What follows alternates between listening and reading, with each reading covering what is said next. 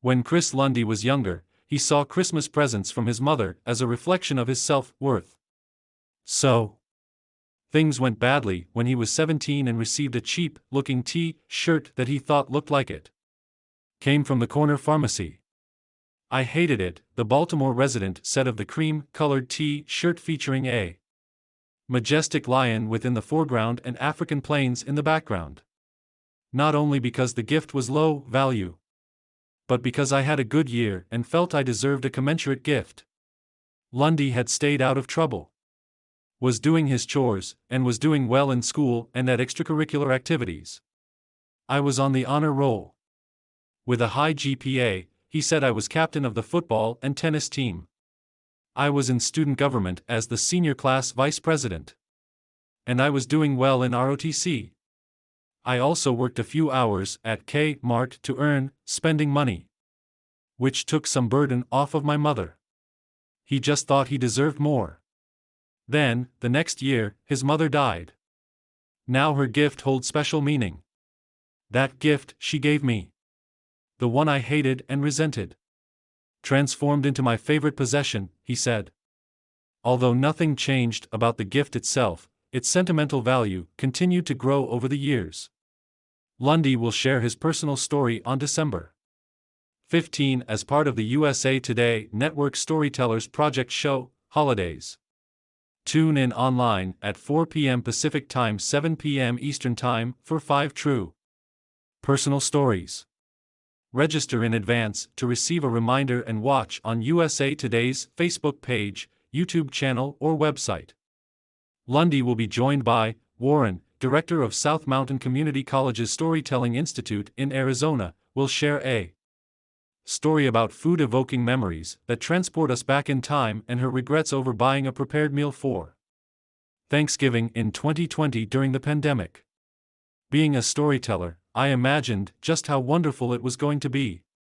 But, of course, reality was very, very different, and I ended up sadder than if we'd just made grilled cheese," she said.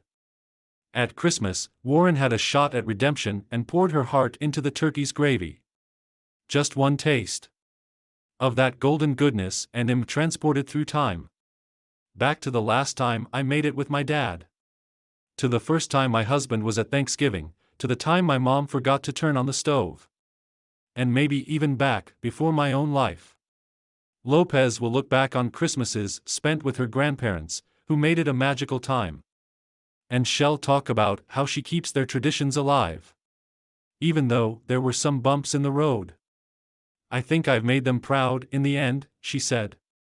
Wellington's story centers on the loneliness he experienced at the holidays and his attempt to feel better by helping others. "I decided to drive around my neighborhood, giving away socks to those who may need them," he said. "And with some of those people, I had conversations. I felt a little better. But then, I met a homeless family. That unsheltered family had something that Wellington had longed for.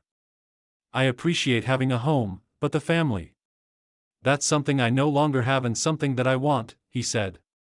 Crow will share a story about her surprise in learning a friend was facing food insecurity, and how it inspired her to launch Good, a multi-million-dollar business based in Atlanta that connects restaurants and nonprofits that feed the hungry.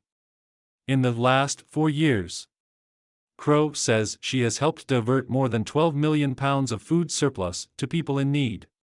She has also helped bring a free grocery store and clothing store to McNair Middle School in College Park, Georgia, and self-published the children's book Everybody Eats to teach kids about food waste and its impact on the environment.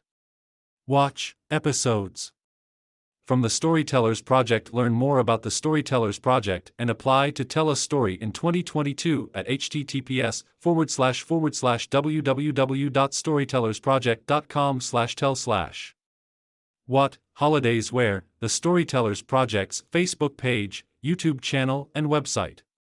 When? December 15, 4 p.m. Pacific Time /7 p.m. Eastern Time. More. Watch past virtual shows on YouTube and recorded in-person shows on the Storytellers Project's website.